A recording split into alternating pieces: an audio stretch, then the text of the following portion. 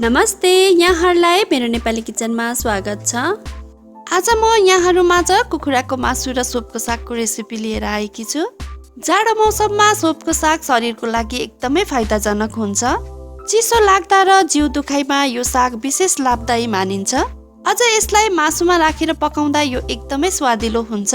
आउनुहोस् बनाउन सुरु गरौँ है त। मैले ग्यास अन गरेर एउटा कराईलाई तताएपछि यसमा 6 चम्ची जति तेल राखेको छु।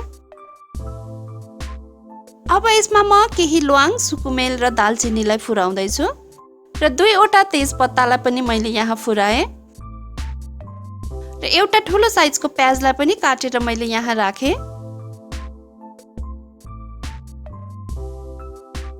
प्याज हल्का गलेपछि मैले यसमा आधा चम्मच बेसार पनि राखेँ। अब यसलाई एकपटक चलाउनु पर्छ। यहाँ मैले 1 किलो कुखुराको मासु लिएको छु। अब यसलाई पनि म यहाँ राख्न गइरहेको छु। अब यो मासुलाई बेला बेला चलाउँदै राम्रोसँग भुट्दै जानुपर्छ।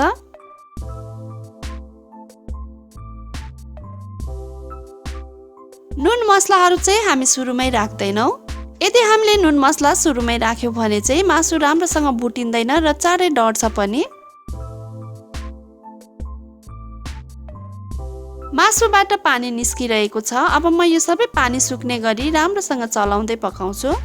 अब चाहिँ पानी सुकिसकेको छ। हामीले यसलाई अझै केही बेर खराउनु पर्छ। अब चाहिँ मासु यतिको भएर भुटिसकेपछि म यसमा स्वादअनुसार नुन राख्दैछु र 1.5 चम्चा अदुवा लसुनको पेस्टलाई पनि मैले यहाँ राखेँ। अब यसलाई चलाएर एकैछिन फेरि भुटौँ।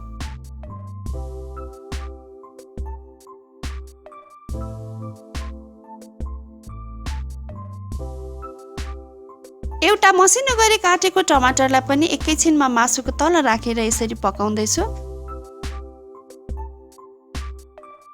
अब एकैछिन 2 मिनेट जति यसलाई छोपेर पकाऊ। यतिखेर चाहिँ ग्यासको फ्लेम लोमा राख्नुहोला। अब 2 मिनेट पछि म यसलाई खोलेर चलाउँदैछु। टमाटर मजाले पाकिसकेको छ।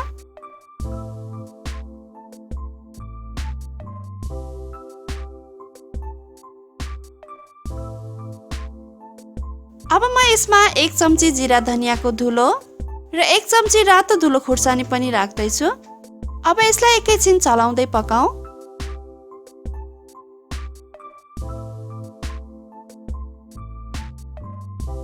अब चाहिँ मैले यहाँ सोपको सागलाई पखालेर मसिनो गरी काटेर लिएको छु। अब यसलाई म मासुमा राख्दैछु। यो साग चाहिँ एकदम छिटो पाक्ने हुनाले मैले यसलाई अन्तिममा राखेको हो। अब यसलाई एकपटक राम्रोसँग चलाएर हामीले फेरि 2 मिनेट जति यसलाई पकाउनु पर्छ।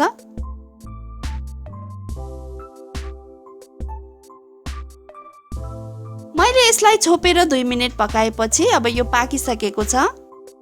अब यो सोपको साग र मासु खानका लागि रेडी भइसकेको छ।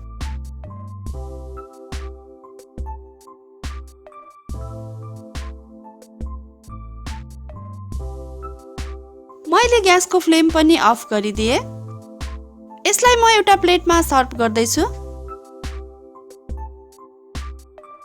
हामीले चिउरा अथवा भातसँग यसलाई अब मजाले खान सक्छौँ। हजुरहरूले पनि यसरी नै कुखुराको मासु वा सोपको साग हालेर एकपटक अवश्य पनि पकाएर खानुहोला। एकदमै मिठो हुन्छ र आशा छ यहाँहरूलाई पनि मन पर्नेछ।